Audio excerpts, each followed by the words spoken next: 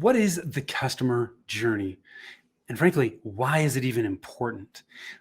If the only part of the customer journey you are looking at is generating leads and making sales, or if you don't even know what I'm talking about when I refer to the customer journey, this show is for you.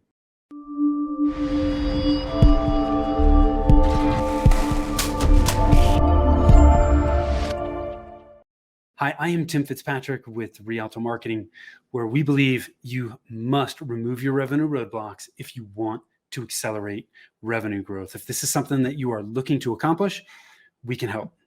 Thanks so much for taking the time to tune in. I'm going to talk about everything that has to do with the customer journey today in this short show. The customer journey is such an important element in all of our businesses that should not be overlooked. So I'm going to break down three things for you today. One, what is the customer journey or the buyer's journey, the benefits of optimizing it, and what the customer journey actually looks like. So first and foremost, what is the buyer's journey? People will refer to this as the buyer's journey, the customer journey, the customer experience. It's all the same thing.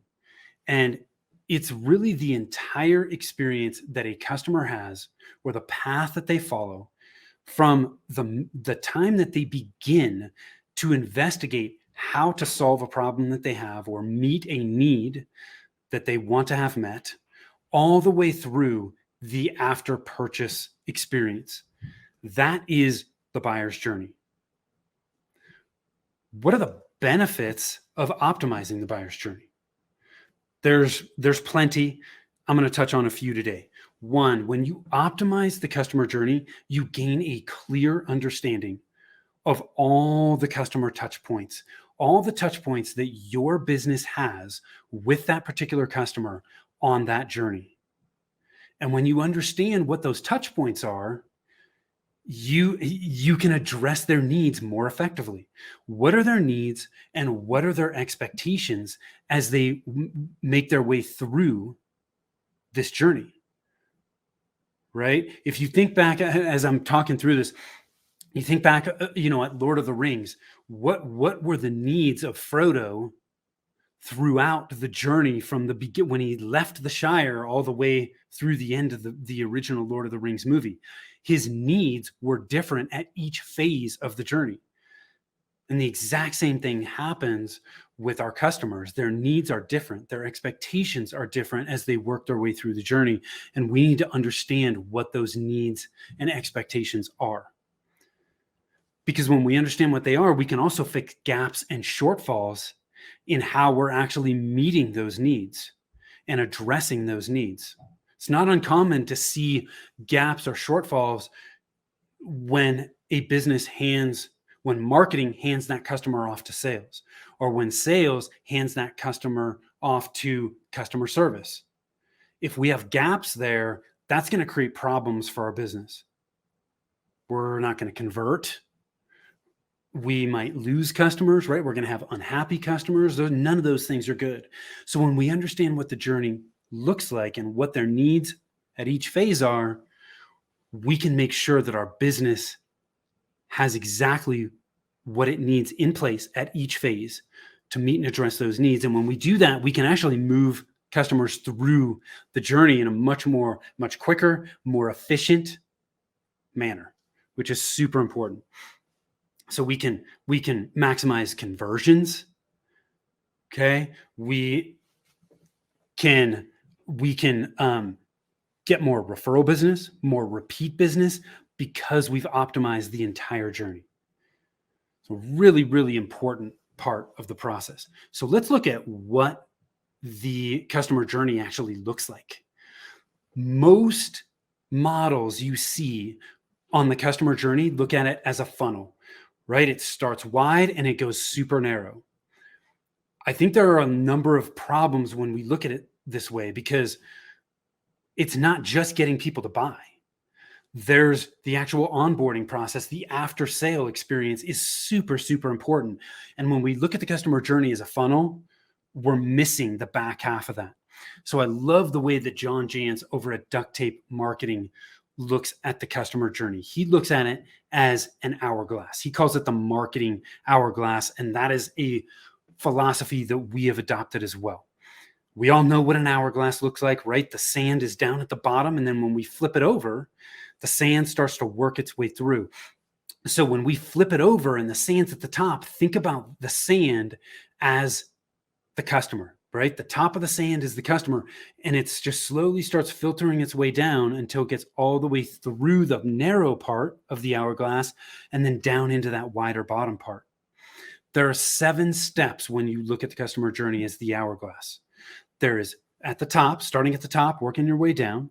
There is know, like, trust, try, buy. Buy is kind of the middle, the narrow part of the hourglass. And then down at the bottom, you have repeat and refer. So know, like, trust, try, buy, repeat, refer. It's such a simple model because we all know, look, people don't buy from us until they know, like, and trust us. And that's the job of our marketing, is to get people that have a need or a problem that we can solve to know, like, and trust us, so that they want to then buy. And once they buy, we want to get repeat and referral business. So if we look at know is that traditional awareness phase, people becoming aware of your business. Like is we're keeping people interested, right? We're getting permission to continue to build that relationship. At the trust phase, we're continuing to build that relationship.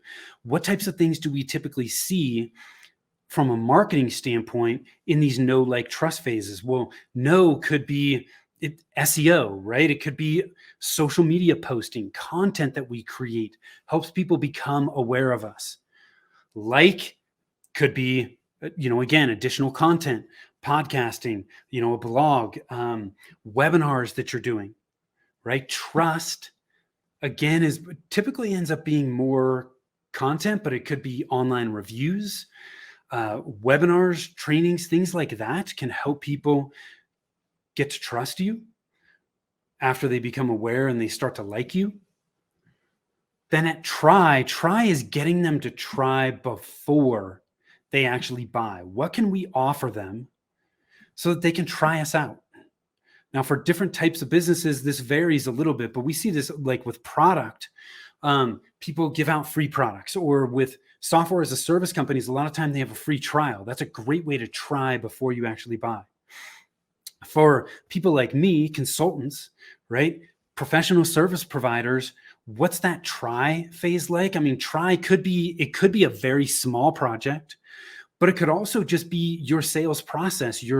If you offer a free discovery call, that gives people an idea of what it's going to be like to work with you. So certain aspects of your sales process can be a great tool in that try phase. Free discovery calls, strategy calls, things like that, or really low ticket offers where they're not putting out a bunch of money. They don't have a ton to risk, but they help you go through it. So for example, I went through a lead generation challenge a while ago. It was paid, but it was less than $500, and it gave me a significant understanding of what it was going to be like to work with this provider if I chose to do so. So those are great examples in the try phase. Then buy is I sign on the dotted line. I've bought. In the buy phase, we need to keep the experience great. How many of you have bought from somebody? The pre-sale experience was amazing, and the minute you sign on the dotted line, the wheels come off. Horrible place to be, right? So in buy, we want to make sure that the experience continues to be great. Here, one of the big things is having an amazing onboarding experience and making sure, especially for professional service providers, that first 90 days of your initial engagement is absolutely amazing and knocking their socks off. And then the bottom part of the hourglass, which the typical funnel concept of the customer journey misses, is repeat and referral. Repeat and referral is huge, a super important part of all of our businesses. Repeat is how can we create repeat business Do we have upsells? Do we have cross sells? Do we have ongoing services that we can offer people? What can we do to continue to get repeat business? And then referral is, what can we do to generate a lot of referrals? Do we have a referral program? Do we have a referral process? Do we have referral partners in place? All of those things are part of the customer journey. So I hope this quick rundown of the buyer's journey or the customer's journey, what it is, why it's important, and what it actually looks like has helped you. If you need additional help with this, you can always head on over to rialtomarketing.com, book a free GPS call over there. On that call, we'll talk about your goals, plans, strategies, and I'll help guide you in the direction that makes the most sense for your business based on where you are and where you want to get to. Now, when we talk about the buyer's journey, this is part of your target market and your ideal clients, which is one of the 9 common revenue roadblocks that we see. Which revenue roadblocks are in your way? If you want to find out, head on over to revenueroadblockscorecard.com. And over there, you will get visibility to your revenue roadblocks. It takes less than 5 minutes to get your personalized report. And you'll be able to actually discover and assess which of the 9 revenue roadblocks are slowing down your business growth. Hope you found this super helpful. I appreciate you. Thank you so much for taking the time to tune in. Till next time, take care.